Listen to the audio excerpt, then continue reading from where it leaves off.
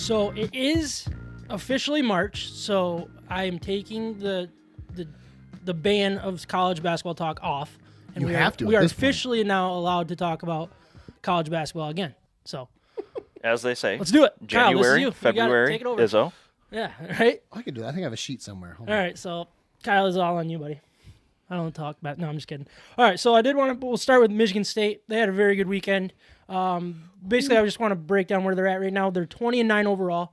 They're nationally ranked. They jumped from 24 to 16 over this past week, and currently are second in the Big Ten. Kind of, they're tied for second, I think, with a couple teams, but behind Maryland, who they just beat. So I do want to mention their last three games. It gives us kind of a starting point to talk about. They beat Nebraska. They won at Nebraska, home against Iowa, in a big 78-66 road victory over Maryland.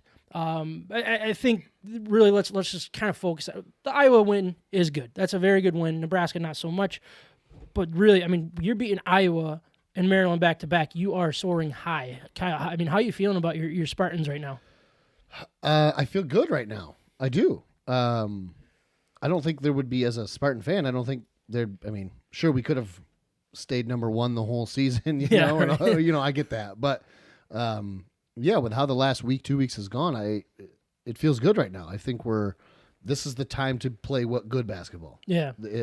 And yeah, again, it'd be great to play it the whole time, but if you're going to play it, now's the time. Yeah, I mean, this time last week there was a lot of question marks on the Spartans. I don't remember who they played, but I think they lost a couple games. It was like almost maybe even 3 or 4 or something like that is what comes to mind. I don't have that in front of me, so don't quote me on it. But basically, I mean, that Maryland win is big because they're playing the Maryland, who's on top of the Big Ten. I mean, really the best team in the best conference. Yes, and they just went without and question. handled them at home. It was wire to wire, too. And I think they. What are you doing over there? ESPN's got some autoplay stuff going on. Gosh, that's brutal. No, I was trying to look up that because they had some losses. in Yeah, that I'm period. trying to. And Michigan was one of them. but didn't they lose to Maryland. Yeah, they lost to Maryland, lost but to they Maryland. had a decent lead at one point, didn't they? They did. They gave that one away. Yeah, yeah. So it was good this time. They held the whole time, and it was kind of like, Maryland made They made 3 or 4 runs at them Yeah. that they held off, and then it was a commanding win. It wasn't Yeah. like a And doing it on the road is massive in the Big Yeah. Ten. So, yes. And they did. I mean, last time we recorded, who were they? they that was played Iowa. Michigan, right? Last time So- we recorded, though, They were playing Iowa. Yeah, they ended up beating them. Yeah. Their What you got here? their 3-game losing streak in the beginning of February. It was at Wisconsin, at home versus Penn State, and then at Michigan. Okay, that's what's coming to mind. And then Yes. since then, they've probably won them all. At Illinois, win versus Maryland at home, loss, and then Okay. win. Gotcha. All Yep. right. So it's a pretty good Gotcha. run here. This And is they're- this is what I had pulled up until Yeah. ESPN started Yes. auto playing videos. Stinking ESPN. Gosh. Always for money. Always, yeah. They just got a click. They Right, got a yeah, video click exactly. because of that. How do we put our videos on auto click? It wasn't so even like that, it we just just started playing automatically get a automatically, yeah. click All they do as was soon pull up- as yeah. as soon as there's somebody pulls up on their Now we're screen. onto something. Yeah, I want to figure out a way to do that. We'll talk about that when we're not recording or something. But I mean, the way I'm looking at Michigan State is they're starting to show that they can beat and compete with anybody. That was probably one of their best wins of the season. Yeah. Yep. And it was good. I mean, I don't think anybody's questioning that they're a good team, No. but you wondered how good can they be. Now we know how good they can be. Will they be this good throughout the rest of the year is really the question. They got at Penn State and home against Ohio State before the Big Ten tournament. They currently sit in second. Technically, they could still get first place if Maryland loses out and it gets kind of goofy in there. But really the key is just not dropping a game that you shouldn't. And, Sure. and getting that double bye really in the Big Ten tournament would be really big for them. And then you go on a run there. I mean, they're setting themselves up for, a decent seed. They're not going to get a 1 or a 2 more than likely. I mean, 2 would probably be the max. But I see them more 3 or 4 is kind of where I think they're kind of their ceiling and maybe even their basement, unless the crap completely hits the fan. I think the basement is lower a little bit still. Okay. I don't think much. But yeah, you're playing in the hardest conference by far. Yep. And these teams have all kind of beat each other up. Yeah. They've all kind of Yeah. So their projection right now by Joe Lenardi, he currently has Michigan State at a 4 seed, which in my opinion that seemed too low Seems for low. what they've done the last couple games here. Yep. Doing what they did against Maryland, I feel like, but that just might be the Big Ten thing. It's like they don't know how to rank these teams. They might almost look at it as, well, maybe Maryland wasn't as good as we thought, and then kind of reseeding them, and they currently have Maryland at a number 2 seed. Yeah. So it's really weird that it's only a 4 in my opinion. And I think when you have teams beating up on each other, you have that constant leapfrogging over each, like, because before last week everybody would have said, okay, Maryland is above Michigan State. Yeah. Now they're on kind of a level. Who's the better team? They don't. Yeah, it's crazy how quickly this happens. And then we'll get into Michigan, but it's like this time last week it was Michigan's by far the better team. And now all of a sudden we're sitting here like, well, all right. Changed quickly. It does. And that's the Big Ten. So we kind of already mentioned on a best case scenario. At least I did. I'm curious to where you're kind of sitting at. You think a 3 is kind of best case scenario that they can get to? Or do you think they could sneak a 2 seed if they, win out and win a Big Ten tournament? Win out, you could do the lowest number 2, I think. Okay. And win the Big Ten tournament, but you have to do it in dominating fashion, I think, too. They look at some of that stuff that can play into it when you talk about seeding. I'd agree with that. Because that has messed with both Michigan and Michigan State in the last 5 years, how they've seeded that. But that's kind of that question, too. Do you want to be where do you want to be in there? But I think a 3-4 is more reasonable. Yeah. I do. Yep. I think it's going to be tough to win out. I think the tournament is going to be really tough. The Big Ten tournament. Yeah. That's going to be really fun to watch. That will be. Yeah. Like you're going to see a top team probably go out early because you have, they're projecting right around like 8 to 10 Big Ten teams in the tournament right now. But they're going to have those guys that are, 8, 9, and 10. They're going to need to win 1 or 2 games in the tournament. They're going to have to surprise somebody. So these top teams better look out because they're going to have some hungry, quality teams gunning for them in the tournament. Yep. And that's the difference. Like, it's kind of an any given day thing where, yes, somebody, Middle Tennessee State can be, but the scary part about the Big Ten is those teams are good. Yes. Like there's some, like Rutgers. Exactly. Like, these are now good all of a sudden teams. Rutgers might not even make the tournament. I know, all of a they're one sudden. of those teams that, have had some really good wins, but they've had enough losses where it's like, all right, are they going to get Yeah. in? Well, go beat someone in the Big Ten tournament, and then you solidify it yourself. You do, yeah. And So- Well, even Penn State and Ohio State sitting at 5 and 7 right now. Mm-hmm. Standings wise, Yeah, they're going to be just as hungry as any other team in there, for sure. and that's who Michigan State has to finish the season with. Mm-hmm. All right, so down the stretch here, I think the Big Ten tournament is going to show us a lot of what Big Ten teams could go on a true run in the NCAA tournament. So down these last couple of regular season games into the tournament, is there a certain player that stands out? That obviously Cassius Winston has to be good for them to be to win, but like who's the lesser name that's like more important to the team.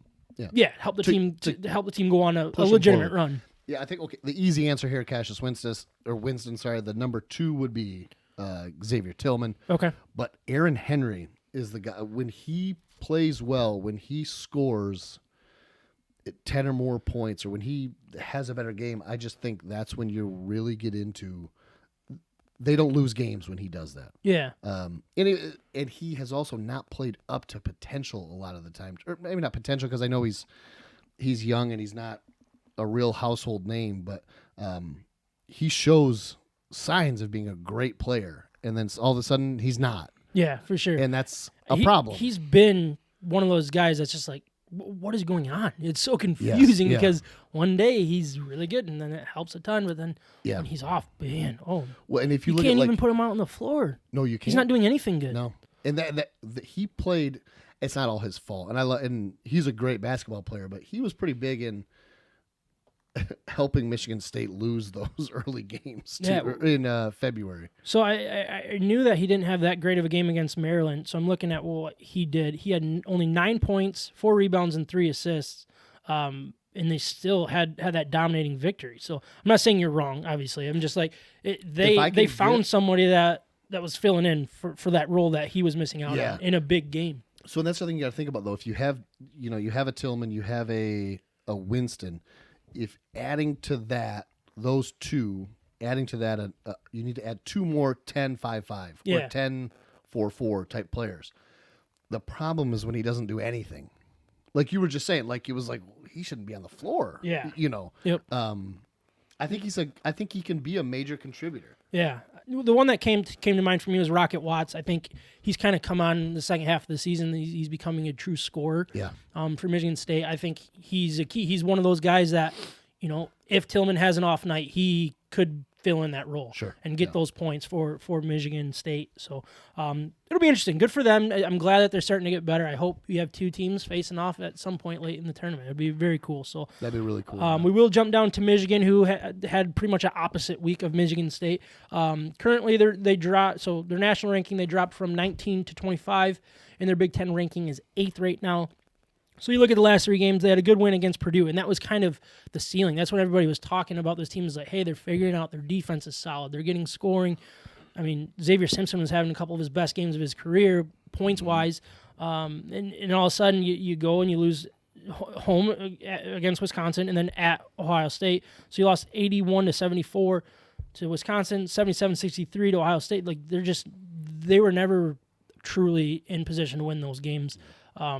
So the back-to-back losses really hurts, and the defense should be questioned in those 2 games. But you really look at the games as a core. Look, I'm not going to lie, I didn't watch them. Wisconsin was 11 of 23 from 3-point, and Ohio State was 11 of 21 from 3. So it's like that tells you right there what the issue was. I mean, when teams are hitting their 3, good luck. Yeah, There's really nothing you can. And I know a lot of it is defense. And maybe you got to find a way to be, more in their face. I don't know the X's and O's of basketball, but I mean, when people are hitting shots, like what else can you do? There's not a ton. Xavier Simpson didn't get any help. Oh yeah, against Wisconsin. Yeah. It was terrible. Yeah, and then like to pile on a little bit more, Michigan was 3 of 10 against Wisconsin from 3, and 7 of 26 against Ohio State. So it's not only are you getting hit, jab after jab from those 3-pointers, you're not answering the call. So, look, I don't think Michigan necessarily lives and dies by the 3 that we're used to, in the past. They can do it in other ways, but the writing's kind of on the wall here, like what the issue was in these particular games, and those losses hurt. So, basically moving forward, Michigan simply can't lose to Nebraska. That's their next game. And then they play at Maryland to end the season. And I look at that as just be competitive. Don't get embarrassed. I mean, yeah, you'd like to win, obviously. But I don't expect it because Maryland will probably have something to be playing for at that point, potentially. Yeah. Yep. So, yeah. And if you win that game, great. Like, you've found a way. You bounce back from these back-to-back losses and found a way to win. If you go back to a week ago, they have a chance. But you look at the last 2 games, no chance, right? No. Yeah. So currently their tournament projection, even with the back-to-back losses, Lombardi has them at 6, which kind of falls in line with the national ranking of 25, 24, 25-ish area. So I didn't really think much of it. So basically their ceiling is going to be a 4 at this point, right? That's kind of what I'm thinking. I don't see them going on the run that we were used to the last couple years in the Big Ten tournament. I don't see it yet. There has to be a lot to happen over the course of the week. But I've been pretty negative on this team, so maybe you should have a Slappy chime in here. Somebody correct me that knows basketball, maybe. I think it's a ceiling of 4, I think, is a good call. I would throw a 3 into it. Okay. If you beat Maryland, okay, and then you win the Big Ten tournament, yeah, you're not getting a 2. You're not going to No. get a 2, not anymore. No. But it's kind of like saying Michigan State could get a 2.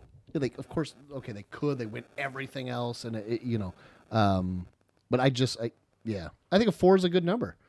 Yeah, I think 4 to 6 is probably where they end up. So, Mike, is there a player that kind of stands out down the stretch here that you think is the key to them, winning a game against Maryland and going on a decent run in the Big Ten and kind of start, going into the tournament with at least a little bit of confidence because they have 0 right now, I'd assume. Now, take this with a grain of salt because this is coming from not much of a basketball guy, but from what I can tell, I think Livers has got to be better.